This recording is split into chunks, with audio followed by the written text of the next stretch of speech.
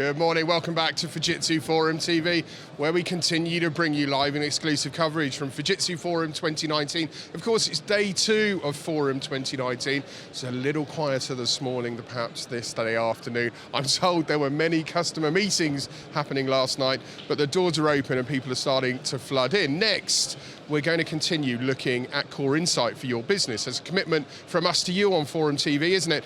We're looking at the very challenges boardrooms and society are facing and getting you key insight into how you can address those challenges. One area that can't be understated as a key area of importance is diversity and inclusion. I'm delighted, joining me to tell us all about what's happening. You were on a breakout session yesterday, I believe? Yes, I was. Sarah-Jane Littleford, who's the Head of Responsible Business for Global Delivery Group. Thank you for joining us. D&I, for very good reason, is hot topic right now. Just give us an overview of what was happening yesterday and what you were hoping to help achieve with guests of your breakout session. Sure. So we had a breakout session yesterday that was talking about diversity and inclusion in the workplace of the future and the importance of making sure that diversity and inclusion is a key consideration as we transition into a more digital future. So we had someone from Fujitsu Philippines, Arlene Gregorio, she's head of the office in the Philippines, presenting on their point of view, which is actually really interesting. In the Philippines, they had more women than men in their leadership team and actually in their overall employee body. Philippines is in a very unique situation in that way. But Arlene realized that this wasn't producing optimum outcomes. Everyone was agreeing with each other. So she transitioned her leadership team over the past few years, and now it's 50% men, 50% women. And she's really seen a huge difference in creativity, in output because of that. So Arlene was presenting on that. And then we also had Katrona Suri from the World Business Council on Sustainable Development. Yep. And she was talking about a working group that they have, focusing specifically on the future of work, which brings together about 40 global companies to try and understand what that looks like and bring CEOs into that conversation as well. Do we think businesses truly realize the importance of diversity and inclusion, or is it still box ticking because of a CSR initiative? And I know that's an awkward question. No, it's a great question. I think companies are increasingly realizing just how important this is. There've been so many scientific studies showing the importance of having diverse voices at the table. And it's things like, you're 45% likelier to improve your market share. You can generate up to 1.4 times more revenue. You're 180% better at adapting to change if you have diverse inputs. So companies really are realizing that now and are starting to take steps to make that change. There are, of course, some who still see it as a box-ticking exercise, and certainly there are increasing numbers of regulations, such as the gender pay gap regulation in the UK, that do require a bit of box-ticking. But we are seeing a big change. So I am really hopeful around that. And certainly for Fujitsu, it's really important for us. How will the uncertainty around jobs and digitization affect? So there is a lot of uncertainty about what the future of work means. But through all that uncertainty, we know that there will be fundamental changes in employment patterns. And it is going to have bigger negative effects on women than on men. And these challenges will kind of be overlaid on long existing challenges that women face in the workplace.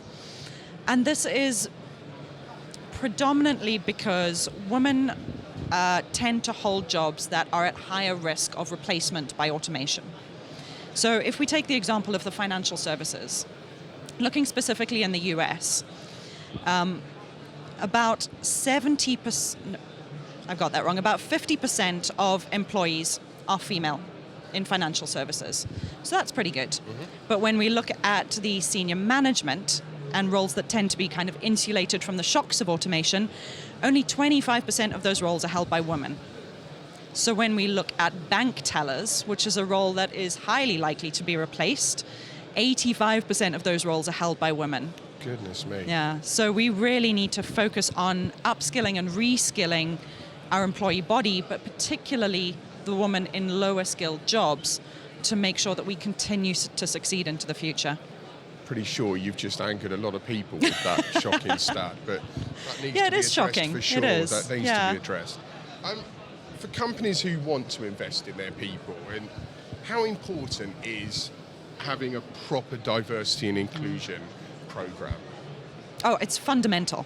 You can't make any changes without having a policy in place that says why we want to do it. That brings everyone on the journey with you, from the C-suite to your entry level. Everyone understands why you need to do this and can see that you have put measures in place to make this change. It needs to not just be action, not just words, but actions that follow on from that. So yes, have a policy, but then actually put that into action. Implement schemes that will make that change. Who's ultimately responsible for making this happen? Because I suppose the bigger companies, there's going to be an array of job titles, but surely the buck ultimately stops with the chief exec in making sure their organisation has the right people delivering on this program. Yeah, I completely agree with that. I think that it has to come from the CEO. When the CEO supports these initiatives, then we see real change taking place. You can have bottom-up initiatives, and those can be really effective, but they stop at a certain level. So we need to combine that bottom-up with the top-down. There'll be a few people watching this thinking, okay, I need to write a to-do list here, I've got a bit of work to do. If you had one piece of advice for them, what would it be? I would say you need to start by doing an audit of your workforce. Okay. Understand what diversity you currently have. And we're not just talking about gender diversity, although that's probably the easiest one to do. We're also talking about other aspects of diversity like religion, ethnicity, sexual orientation, gender identity, age.